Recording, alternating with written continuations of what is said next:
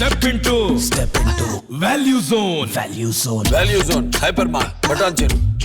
నమస్తే, నేను Keshav. Welcome to Suman TV. Telangana డిఎస్పీగా పనిచేసినటువంటి నళిని మరోసారి విధుల్లో చేరబోతున్నారా? తెలంగాణ ఉద్యమ సమయంలో ఆమె కీలక పాత్ర పోషించారు. ఆ సమయంలోనే తన ఉద్యోగానికి రాజీనామా చేసి ఉద్యమంలో ముందడుగు వేసినటువంటి పరిస్థితి. అయితే కొన్ని అనూహ్య పరిణామాల మధ్య ఆమెకి రెండోసారి రోసయ్య ముఖ్యమంత్రిగా ఉన్న సమయంలో మళ్ళీ ప్రభుత్వ ఉద్యోగం అంటే డిఎస్పీ హోదాతో పాటు పోస్టింగ్ ఇచ్చినప్పటికీ కూడా ఆమె ఆ ఉద్యోగంలో ఎక్కువ కాలం ఇమడలేకపోయారు. ఈ నేపథ్యంలో మరోసారి రాజీనామా చేసి ఆమె ఉద్యోగానికి సమాజానికి కూడా దూరంగా వెళ్ళిపోయారనేటువంటి చర్చ జరిగింది.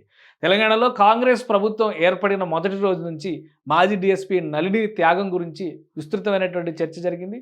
అలానే హోంశాఖకు సంబంధించినటువంటి కార్యకలాపాలపైన రివ్యూ చేసేటువంటి సందర్భంలో ముఖ్యమంత్రి రేవంత్ రెడ్డి కూడా డిఎస్పీగా మళ్ళీ పోస్టింగ్ ఇవ్వడంలో ఉన్నటువంటి ఇబ్బందులు ఏంటి, అభ్యంతరాలు ఏమైనా ఉంటే ఏ విధంగా దాన్ని సరిచేయాలనేటువంటి విషయం పైన కూడా అధికారులకి ఆదేశాలు జారీ చేసినట్టుగా విస్తృతమైనటువంటి చర్చ జరిగింది. ఈ నేపథ్యంలో నళిని ఎక్కడ ఉన్నారనేటువంటి చర్చ కూడా జరిగింది. ఆమె ఉద్యోగ విరమణ తర్వాత తెలంగాణ రాష్ట్రం ఏర్పడిన తర్వాత ప్రస్తుత పరిస్థితుల పైన కొంత వైరాగ్యం చెందినటువంటి నేపథ్యంలో పూర్తిగా భక్తి మార్గంలోకి ఆమె వెళ్ళిపోయారు.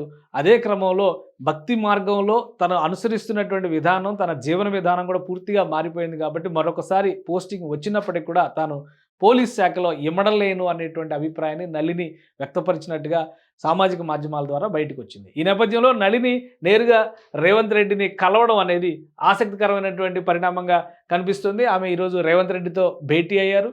అలానే గతంలో జరిగినటువంటి ఉద్యమ సమయంలో జరిగినటువంటి పరిణామాలు, తన జీవన పరిణామ క్రమాన్ని కూడా ముఖ్యమంత్రి రేవంత్ రెడ్డికి ఆమె వివరించినట్టుగా సమాచారం ఉంది. అలానే పోలీస్ శాఖలోకి మళ్ళీ రావడం పైన కూడా తనకున్నటువంటి అభ్యంతరాలని ఒక ప్రత్యేక నివేదిక రూపంలో ముఖ్యమంత్రికి అందించినట్టుగా తెలుస్తుంది. దీనికి కారణం పోలీస్ శాఖలో ఉన్నటువంటి ఆనాటి కొంతమంది అధికారుల నుంచి తను ఎదుర్కొన్నటువంటి ఇబ్బందులు, ఆ ఇబ్బందుల్లో ఇమడలేక ఉద్యోగాన్ని వదిలిపెట్టి వెళ్ళిపోయినటువంటి పరిణామాలు, ఇవన్నీ కూడా ముఖ్యమంత్రి రేవంత్ రెడ్డికి వివరించినట్టుగా తెలుస్తుంది. ఈ నేపథ్యంలో ఆమె ఇప్పుడు అనుసరిస్తున్నటువంటి ఆధ్యాత్మిక జీవితాన్ని దృష్టిలో ఉంచుకునే ప్రభుత్వంలోకి తీసుకునేటువంటి క్రమంలో అంటే ప్రభుత్వ ఉద్యోగిగా కానీ డిఎస్పీ తత్సమానమైనటువంటి హోదా కలిగినటువంటి ఆధ్యాత్మిక రంగానికి సంబంధించి సాంస్కృతిక రంగానికి సంబంధించినటువంటి పోస్టింగ్ ఇవ్వడానికి ఉన్నటువంటి మార్గాలపైన కూడా రేవంత్ రెడ్డి దృష్టి పెట్టే అవకాశం ఉందనేటువంటి మాట ఆయన సన్నిహిత వర్గాలు చెబుతున్నాయి. అయితే నళిని కలవడం మాత్రం తెలంగాణ ఉద్యమకారుల్లో ఒక రకంగా జోష్ నింపిందనేటువంటి విషయాన్ని చెప్పాలి. తెలంగాణ కోసం, తెలంగాణ